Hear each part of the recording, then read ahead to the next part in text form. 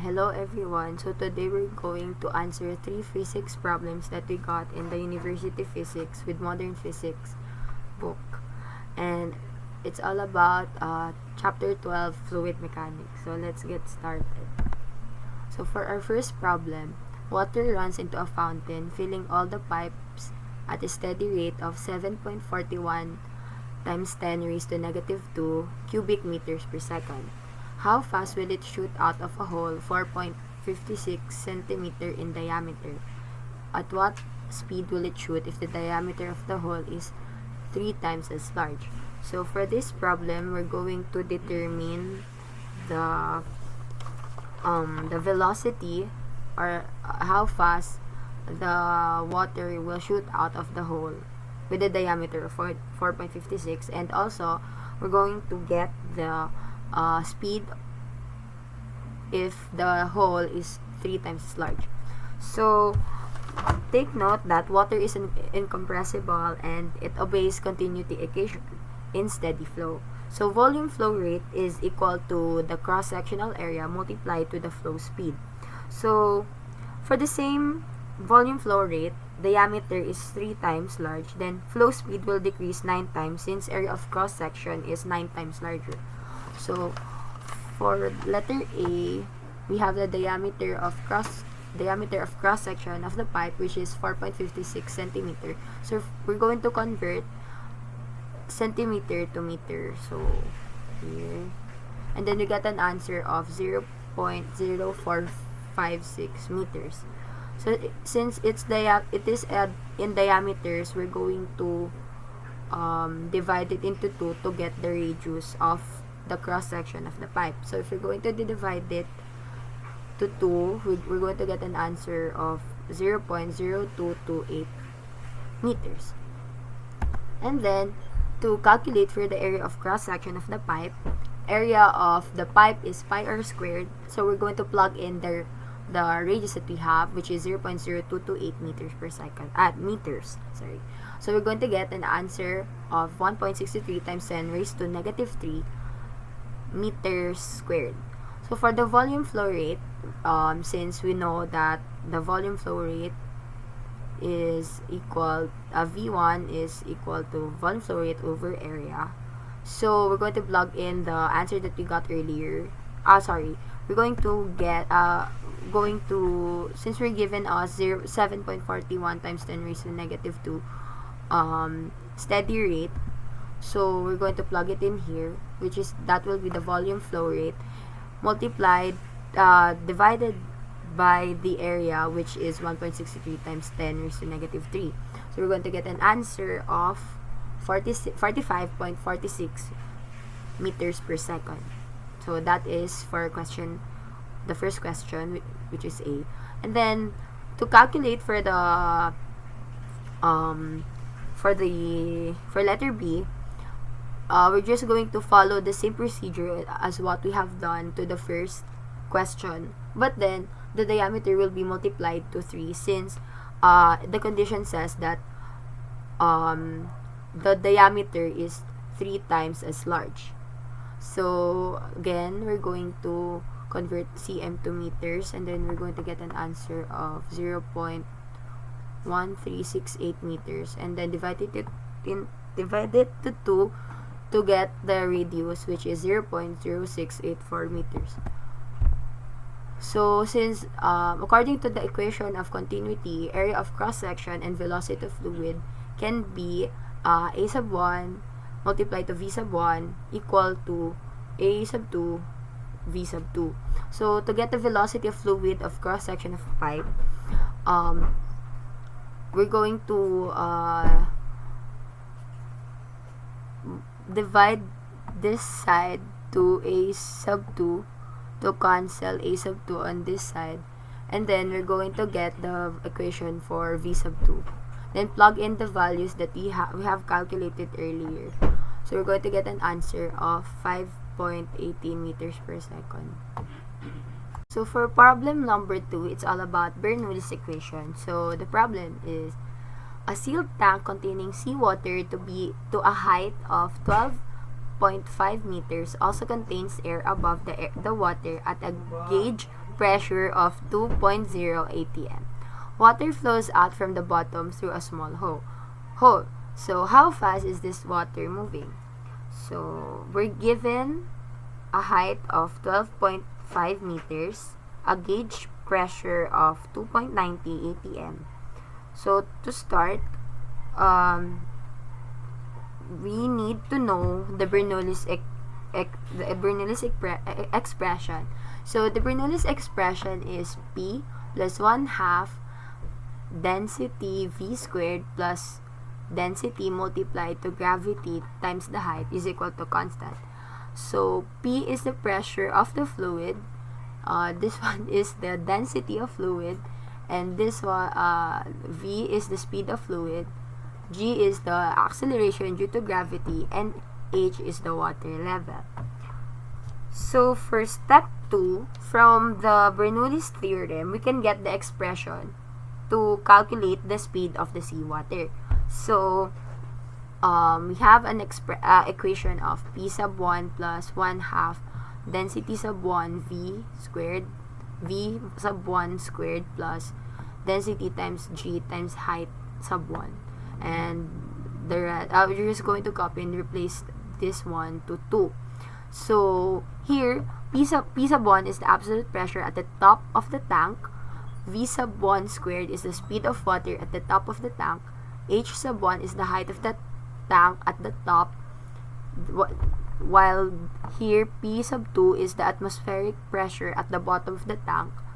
V sub 2 squared is the speed of water at the bottom of the tank. And H sub 2 is the height of the tank at the bottom. So we're going to substitute 0 meters per second for V sub 1 since it flows starting at rest, so 0 there's no velocity. So we're just going to substitute 0 meters per second for V sub 1. So this will cancel since it will be 0. So what is left is P sub 1 plus density GH sub 1. And this is still the same. So here we're just going to combine similar terms, this one and this one, put it on the other side since they both have the same equation. And then here substitute it here since we need to get the equation for V sub 2. We're going to isolate it. So to rewrite the expression for V sub 2 to get the equation for the speed of the seawater at the bottom hole, this will be our final equation. So we're going to substitute the given values to the equation that we got, which is this one. V sub 2 is equal to square root of 2 times P sub 1 minus P sub 2 plus density G H sub 1 minus H sub 2 over density. So we're given a gauge pressure of 2.90 atm, atmospheric pressure of 1 atm, P sub 2 is equal to 1 atm, height sub 1 is 12.5, while the height sub 2 is 0, and G, which is gravity, has a value of 9.8 meters per second squared. Also, the density of seawater is equal to 1,030 kilograms per cubic meter. So substitute the given values. So 2 times P sub 1, which is 2.90, plus P sub 2, which is 1.0 plus the density of the sea water multiplied to 12.55 minus 0, which is the height, over the density. So we're going to get a value of an answer of 5 meters per second. So for our last problem, a plastic ball has a radius of 12.0 centimeter and floats in a water with 24% of its volume submerged. What force must you apply to the ball to hold it at rest totally below the surface of the water? And if you let go of the ball, sorry, it's a typo. If you let go of the ball, what is its acceleration the instant you release it? So initially, uh, 24% of its volume is submerged, and the buoyant force, take note that the buoyant force has same magnitude as the weight of the displaced water.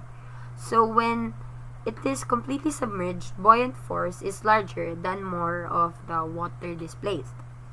Also, the net force that must be applied to the ball to hold it at rest totally below the surface will be the difference of force of W equal to W sub 2 minus W sub 1, wherein W sub 1 is the magnitude as weight of water displaced, while W sub 2 is the buoyant force. So also for letter B, if we release the ball inside the water, then the upward force of the ball is force, which is equal to W. Then we need to find the mass of the ball first, then apply Newton's second law, which is force is equal to mass times acceleration, to find the acceleration. So for letter A, we are given a radius of 12.0 centimeters. We then convert it to meters. We're going to have an answer of 0.12 meters. So for the volume of the plastic ball, since we know that the volume of the ball is 4/3 pi r cube. So we're going plug in the value of the radius, which is 0.12, and we're going to have an answer of 7.23 times 10 raised to negative 3 cubic meters. To calculate for the displaced water volume, it is 0.24, since in the problem 24% of the ball is submerged to the surface of the water. So we're just going to multiply the volume of the plastic ball multiplied to 0.24. So the value for the displaced water volume is 1.74 times 10 raised to 3 cubic meters. So to get the mass of the water displaced, since we need to calculate for the mass, it is P density times V, the displaced water volume. So since the density of water is 1000 kg per cubic meter, we're just going to multiply it 1000 times 1.74 times 10 raised to negative 3 cubic meters. So the mass of the water displaced is 1.74 kilograms. So mass is equal to the mass of water displaced. So we're just going to have the same value, which is 1.74. So to compute for the magnitude as weight of water displaced, it is mass times gravity. So mass 1.74 kilograms times 9.8 is equal to 17.052 newtons, or 17 newtons. To compute for the buoyant force, it is V times density times gravity. So plug in the values, 7.23 times 10 raised to negative 3 times 1000 times 9.8. We're going to have an answer of 70.93 newtons, or 71.0 round up. So to compute for the net force that must be applied to hold the ball totally at rest, I have said earlier that it is the difference of force. So just going to subtract the buoyant force and the weight as water is displaced. So 71 minus 17 is 54 newtons. So our answer is 54 newtons. So to get the acceleration, we're just going to get it from Newton's second law, which is force is equal to mass times acceleration. So acceleration upon release is this one. Plug in the values, and we're going to get an answer of 31.0 meters per second.